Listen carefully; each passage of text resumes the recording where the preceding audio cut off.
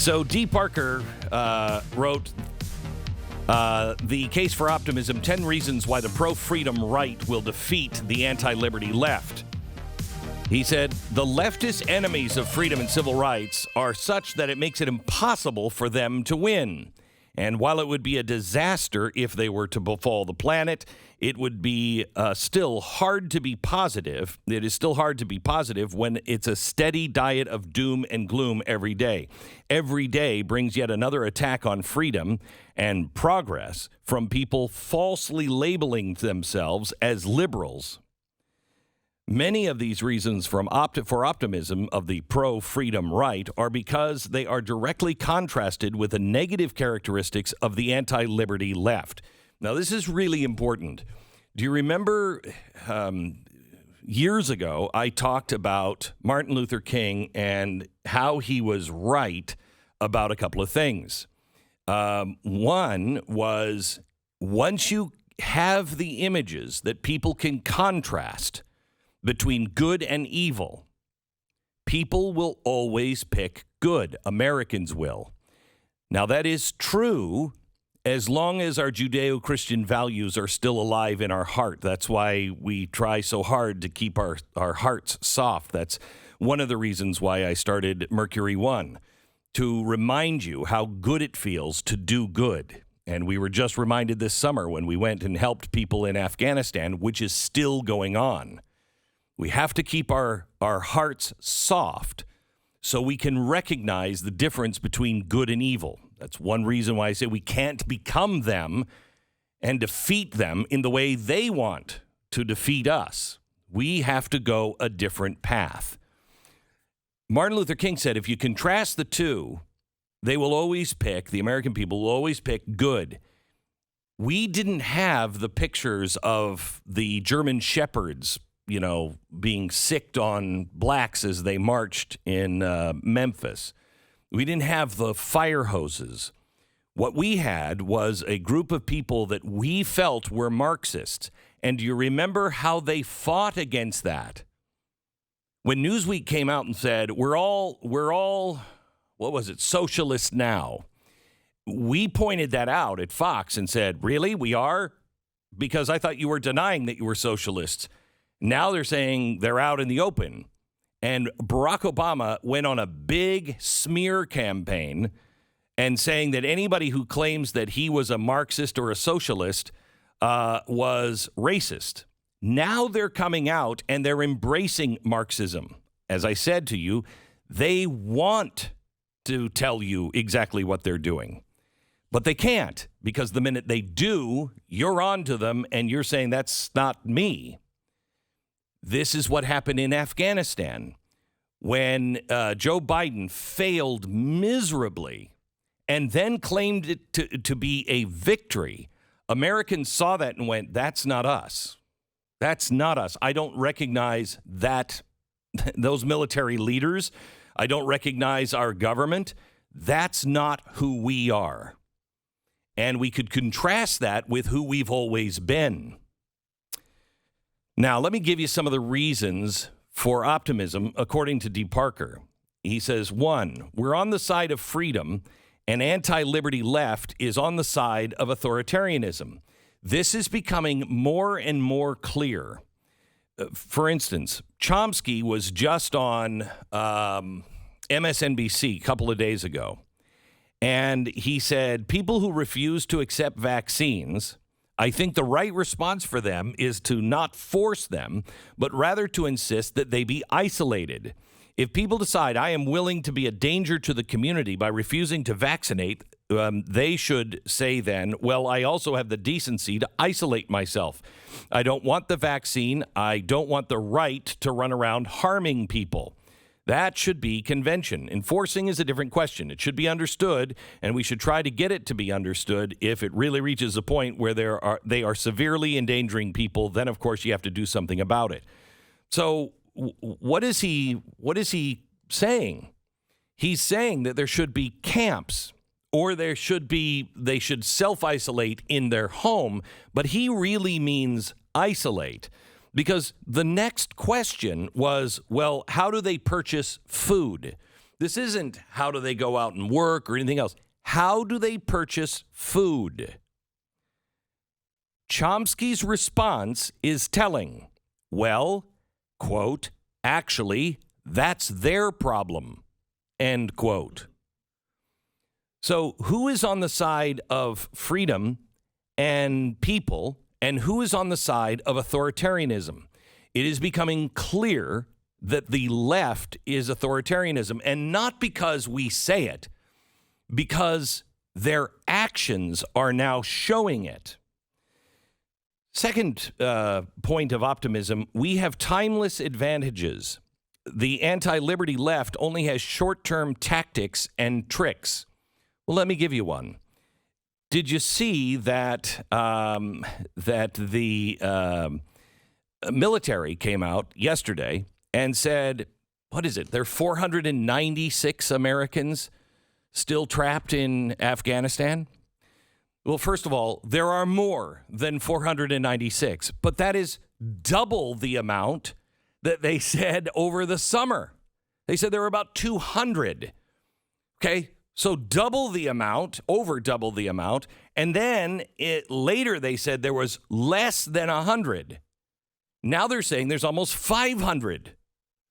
The truth is that it is much larger than 500, could be in the thousands, 1, 2, 3,000, could be 5,000. Nobody really knows. But when we said that, we were called conspiracy theorists, we were called all kinds of names, unreliable. It is becoming apparent that their short-term tactics and their tricks don't work. Another example of this is, well, it's just transitory. Don't worry about inflation. It's just transitory. Well, it's not transitory, is it? Have you checked what you're paying for meat? Have you checked what you're paying for gas? Have you noticed how expensive almost everything is? Did you know that this Thanksgiving, the meal that you put down, the traditional Thanksgiving meal here in America, will cost you more than it ever has in the history of our country? That's saying something. It's not transitory. It is something that we should be working to solve. All of their short-term tactics and tricks, they all fail. But we have the truth on our side. We have mathematics on our side. We have evidence on our side. They always have to lie to survive. We can be honest. We believe in civil liberties is number 4. They don't. Let me again give you this. This is the scariest thing I have heard from a government official, perhaps of all time. And it came out of Rochelle Walensky's mouth. She's the CDC director. Last Sunday, she said, there is a plan to get unvaccinated essential workers education and counseling so they will feel comfortable getting vaccinated. I got news for you. I'm not getting vaccinated. I have antibodies, and I am not going to go through some government education, and I certainly will not sit down with a government-sponsored therapist for counseling. So, wait a minute. Which one of us believes in civil liberties? Which one of us really is fighting for freedom of speech? Which one of us is fighting for the freedom of the press? Did you see yesterday 2 new people were appointed to the FCC, hardline lefties? That is going to affect my job, my voice, your ability to hear me on radio. Mark my words. They have to shut people down. That's not somebody who believes in the Bill of Rights. The 5th reason to be optimistic. We love America, and the average person loves America. They do. We have problems, and we're honest about those problems. But the anti-liberty left hates America. Look at Colin Kaepernick. We believe in individual rights is number 6. The anti-liberty left believes in collective rights.